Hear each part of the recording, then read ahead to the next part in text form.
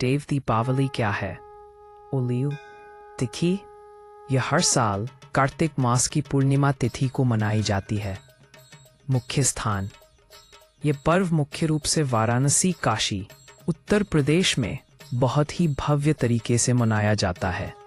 इस दिन वाराणसी के सभी गंगा घाटों को लाखों दियों, मिट्टी के दीपक से सजाया जाता है, जिससे पूरी गंगा नदी का किनारा जगमगा उठता है। भक्तगण गंगा नदी में दीपदान करते हैं, दीपक प्रवाहित करते हैं और शाम को भव्य गंगा आरती का आयोजन होता है। अब आपको पढ़ाएंगे। महत्वपूर्ण अनुष्ठान से जगा जाता है, जिससे पूरी गंगा नदी का किनारा जगमगा उठता है। देव दीपावली क्यों मनाई जाती है? पौराणिक महत्व। ने उस राक्षस का वध कर दिया था और देवताओं को उसके अत्याचारों से मुक्ति दिलाई थी। इस महान विजय से प्रसन्न होकर सभी देवी देवताओं ने स्वर्गलोक में दीप जलाकर खुशियां मनाई थी। इसी कारण देवताओं का धरती पर आगमन।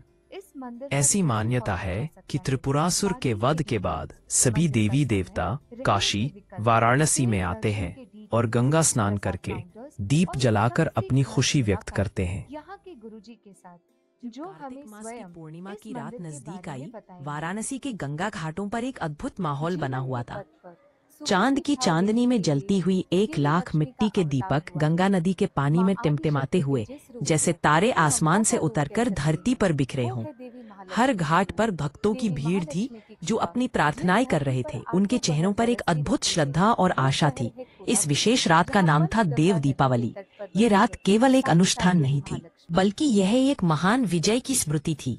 एक बार त्रिपुरासुर नामक एक राक्षस ने तीनों लोकों में आतंक फैला रखा था, पर भगवान शिव ने उस राक्षस का वध किया और देवताओं को उसके अत्याचारों से मुक्ति दिलाई। इस महान विजय की खुशी में सभी देवी देवताओं ने स्वर्ग लोक में दीप जलाकर उत्सव मनाया। राधिका, एक युवा भक्त, इस रात का इंतजार करती थी। उसे याद था कि उसकी दादी हमेशा कहती थी, इस दिन देवी देवता हमारे बीच आते हैं। राधिका ने गंगा में स्नान किया और फिर दीपक को हाथ में लेकर प्रार्थना की। जैसे ही उसने दीपक को गंगा में प्रवाहित किया, उसे लगा जैसे उसका दीपक आसमान में उड़ रहा है, देवताओं के पास। लेकिन इस साल राधिका के दिल में एक चिंता थी। उसके परिवार की स्थिति ठीक नहीं थी। उसकी माँ बीमार थी और उसके पिता को काम की कमी का सामना करना पड़ रहा था। राधिका ने सोचा, यदि मैं इस रात सच्ची श्रद्धा से प्रार्थना करूं, तो शायद भगवान मेरी माँ को ठीक कर दे। जब रात का अंधेरा गहराया, गंगा आरती का आयोजन हुआ।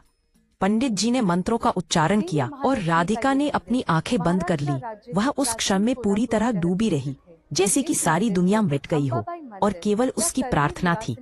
अचानक उसे एक हल्की सी छुअन महसूस हुई, जैसे कोई उसके कंधे पर हाथ रखकर उसे सांत्वना दे रहा हो। दीप जलाने के बाद राधिका की आंखों में आंसू थे, लेकिन यह आंसू खुशी के थे। उसने अपने दिल में महसूस किया कि देवी देवता उसकी प्रार्थनाओं को सुन रहे हैं।